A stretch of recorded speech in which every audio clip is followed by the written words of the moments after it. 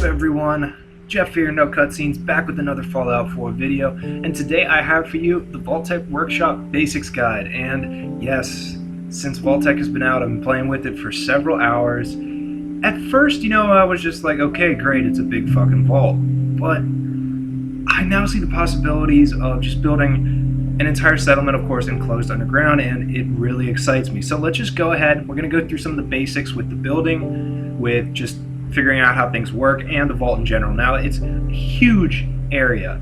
I haven't even unlocked these yet. I have at this point, but for this video, I'm just showing you guys how to do certain things in this area. But it opens up once you complete a certain amount of quests for the Overseer to a much, much, much bigger vault. There's basically 3 sections, 4 actually, in total, and you get all these different sections now in your vault. You got, your domestic, your utility, your wide halls, atrium, railings, and everything like that. And in the utility and the domestic section, they're basically just clones of each other with different paint jobs. You got blue for domestic, red for utility, and then these guys, the hallway and door, they're probably the most important piece in the entire vault building kit. Now, why I say that is you see those red and black diagonal, we'll call them construction lines, where it says connect to doorways. Those are how you T-bone off things. You make additional paths. I'll show you how to do that in a second, but for now we'll just go over the rest of the building materials. And again, utility and domestic, they're basically just clones of each other. And the atrium we'll go into in a second, same with the railings. Now, this piece, the doorway end cap, you'll also see has the, those construction lines, and even like, we'll say 2 magnets up top, because they just look like, big fucking circle magnets. Now, those will connect to each other. You'll see this in a second. It snaps on. Now, the reason why this is so important is because this, again, is how you make, branching paths into different sections. If you have one of the utility or domestic pieces with that doorway without one of the end caps, you won't be able to snap it anywhere. You'll be able to snap it onto the sides that have the hallway, but the side that says connect to doorway, you won't be able to. It'll just be free. And yeah, so at that point you can't make, T section or whatever, but like I said, you can connect it to the existing hallway pieces. Now, in the utility and domestic, you're going to need one of the doorway end caps if you want to keep, branch it off. But with the wide ones, because again, they have that construction stripe, you can place it right onto the existing hallway and doorway from the domestic section. Now, all these mix and match, unfortunately, they don't really mix and match well with the existing structures, your concrete, wood, your steel, whatever, which is unfortunate, but I guess that wasn't really the point. Like, they wanted us to be able to make these full vaults and not have them, junk style builds and everything. And as you can see there, doors fit in really easily any place you have one of those doorway end caps. Now, we got Overseer Barstow here in her desk, and I just built a little atrium area to show you guys what you can kind of do, and you can place pretty much, like I said, anything you want from there. And it's nice because the only thing that I've found to snap from like the existing pre-Vault Tec Workshop structures is an elevator. It's very strange. So I'm going to play around with it, and I'm going to be doing more guides for the Vault Tec stuff because I see just a lot that's going to be doing this, or that's going to be going on with this. So yeah, stay tuned for that. Now, for this next part, the railing and the stairs can be very confusing. I don't know if they're well made. I don't think they are. The way that you have to kind of build backwards, you'll see in a second what I mean. Like, in order to actually have, say, one of the atrium floor pieces snap onto there, you have to build backwards like that with the railing initially. It's kind of strange, but just follow here if you guys want to learn how to just do this for, if you want to start with a railing. But if you already have a structure built and you just want to have a floor going up as opposed to using the utility or domestic floor hallways, what you can do is just a little trick here. Put one of the atrium column supports, remove it, because you're not actually going to be able to put one of the stairs leading up to it, but you will be able to snap it to the atrium floor. So when you put the atrium floor on top of that column and then remove the column, it's going to be floating there. But again, it's really easy to put support under it, and then you can actually snap one of the atrium floor pieces underneath the stairs, snap some more to it, and it's completely squared up with the other atrium floor pieces. You can put walls in there to make your supports. You're good to go. I mean, pretty easy, yeah. But again, for some reason, the support, that column there just doesn't fit. I don't know why. It would look perfect. It would make complete sense because it like supports it. This one, the column bottom can go up there, but when you actually place one of the atrium pieces on top, the atrium floor piece, there's just a little bit of collision. It flashes in and out, and I mean, if you guys are okay with that, go for it. But for me, I'm gonna have to do some workarounds. Yeah, mostly just use the walls for right now that come with it. Now, also here, this kind of confused me for a little while, and I just want to help you guys out because yes, it can be a little confusing. We got this nice area, but say we need a place for ourselves. We need a personal vault. Not exactly, the craziest thing in the world. Just we use the rooms. Now, the rooms, again, like I said, take a little while, but what did I say before? The most important thing is the doorway caps. Now, doorway caps will snap to any of the doors. Doesn't matter if they're utility, domestic, the wide hall ones, or the room. And then you can take one of the room ones and snap it to that door. Now, I don't know why this took me a while. I apologize if I come off as just very dumb. But if any of y'all are having the same problem, that's how you fix it. Make sure to use the doorway end cap. And you also have in your door section some windows, of course the actual doors, barred ones, circled ones, because you can actually go through that circle window there, and you're not able, of course, to go through the rectangle ones here, but you can actually walk through the square one, or the circle one, so without a window there, yeah, people can just walk through it. Settlers will probably glitch. I don't know if it was this DLC release that glitched a lot of my settlers. I hadn't had any problems before. I, uninstalled, reinstalled, took out the unofficial Fallout 4 patch, and everything's fine. Now sometimes my settlers are like spawning weird places. I don't know. We'll figure that out. But let's show y'all what else we got with the Vault Tec Workshop. In your furniture section under the miscellaneous, you're going to see a pommel horse and a weight bench. Yeah, and they bring happiness to settlements. I don't know how much. Maybe it'll be like the cat poster where you just put in fucking hundreds and you'll eventually get benevolent leader.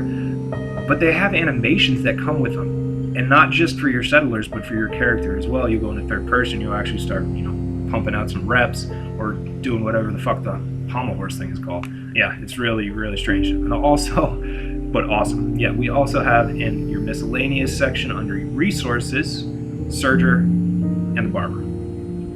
Functions just the same as the one in Diamond City. You don't have to assign somebody to it, which is nice.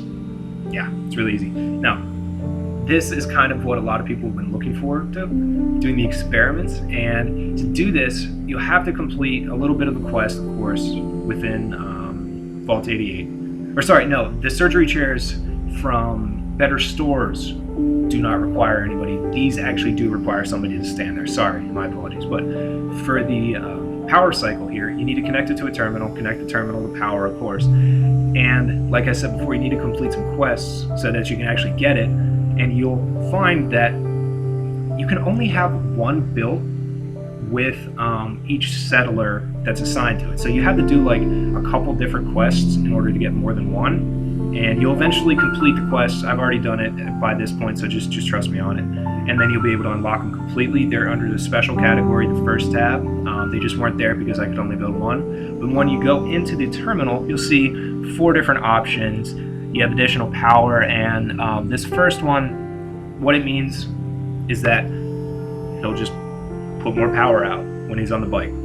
That guy there who was in the vault suit, it is his job to ride the bike, and your first quest is just to have him ride it for an hour. And you can do sustained usage, where basically he just rides for a longer period of time, still gets the same power, or you can do power cycle, the prototype thing, or the environmental shift, which actually makes it does something with the temperature. And then there's some notes from the doctor saying, we've done well with the experiments, but let's see if he can push them even further. Basically, it's the tame version of whatever Vault Tec has us do. And we'll go ahead, we'll just do the first one, and you'll see that there's actually, he can only get it from that side, so I had to move it. You can only get on it from the left side. So just look out for that. They can only get on this stupid fucking power cycle from the left side. So yeah, I mean, it's pretty cool to see them actually going on it. I can't wait to get a bunch of them in a video for y'all. Like I said, I've already unlocked it. You just got to do a few more quests. But let's check out the weight bench here. I'll fast forward it a little bit. But yeah, he actually goes in and starts working out. You get a strength buff too. I didn't see it in the Pip-Boy, like where you say, show effects and whatever, but I'll trust it. Maybe it's just like 1 strength for an hour or something. I don't know, but it's just a pretty cool little feature. And yeah, we got this. Just cracks me up. She's in road leathers. I don't know what these moves are called, but she's just doing them. Like, I love that they threw in this animation. It's so great. But yeah, so there's that. Your settlers can now do that. I haven't tried it with my character's animation, but I'm sure it looks just as amazing. Now, with the first choice, like I said before, from the terminal for that power cycle, after a while, he just it blows up. I don't know if this is the same for each of those choices, but essentially what it goes is he powered so hard that the cycle, blew up. You have to just repair it, just the same as you would a generator or one of your turrets. Pretty easy. Then after that, you go talk to the Overseer. Again, this is where she has you do a few more quests. After that, you will unlock power cycle use just completely, and then you're good to go. You can kind of just start your experiments, have them do different things. I won't spoil too much. I really don't want to because it's really cool, but yeah, you'll be able to do a lot more than you think. Now, let's get back to the building. Gonna finish up here in a couple minutes. We got the atrium section. Now, atrium is where you build these massive, where you have all your shops, your eating area, where you have kind of just your main sitting area, whatever, that leads off and branches off into the different sections of utility, domestic, your homes, your overseer's office, what have you. Now, atrium, what I found, it's a good rule of thumb. You can kind of place them wherever you want. And you want, of course, to have just a lot of room around the edges. Now, why I say this is because there's going to be 2 ways you can cap off the edges. One of them looks good, one of them looks like shit. And if you want to do the way that looks good, you kind of have to leave some room. And the cool thing about the atrium is they give you more than just 1 floor, so you can actually just use less materials. And it looks a lot better than trying to do it yourself, where things just kind of get lost. You'll see in a set, you can overwrite certain walls and they just get lost in it. It's very strange, but with the atrium, you're going to see that it can go through most of the rock, most of the actual vault, and the piece itself has this cap on top. And you'll notice that if you say put 2 of them together, like the left and the right one, they can actually intersect and they'll just be 4 wide, 4 blocks wide. If you put one in the middle, one of the other atrium pieces like you saw me do, it's going to be 5 wide, obviously, and that is actually how they're both supposed to be built. They're not supposed to be built 4 wide because there's these 2 top sections which actually line up if you do it 5 wide. Now, what I was talking about here earlier with that weird wall cap, that's why you kind of want to leave some room on each side of your atrium, so you can put the corner bottom, and then you're able to put the corner top on top of the corner bottom. Now, I know that sounds really confusing. Just watch here, you'll see. And once you do it, you'll understand, it just looks better. It doesn't cut off your corner. It doesn't cut off your atrium floor and make it look weird. It just looks a lot better. I mean, as you can see. And this is kind of the stuff how you can do, the Fallout shelter, where you have just these stacked, open-sided vaults and whatnot. Now, I'm really excited just to build different factories and different style of vaults, throw some, old junk style builds in there and everything too. Let me know what you guys think I should do. I am definitely open to suggestions. Now, another tip, there's going to be a lot of these kind of ledges and cliffs. Some of them are sloped more than others. Some of them are pretty much a sheer cliff face. Thankfully, Bethesda has made them 2 stories. Now, what I mean by that is, just take one of your domestic hallways. You don't even need to really take a domestic hallway. You can start with an atrium floor, then take some stairs, and you'll see that if you put 2 flights of them, you're going to come out very close to being level flush up top. Now, you might need to move it around a little bit with the multi-select tool, and for some reason you can't place just the single hallway. You have to use the double hallway just in this area.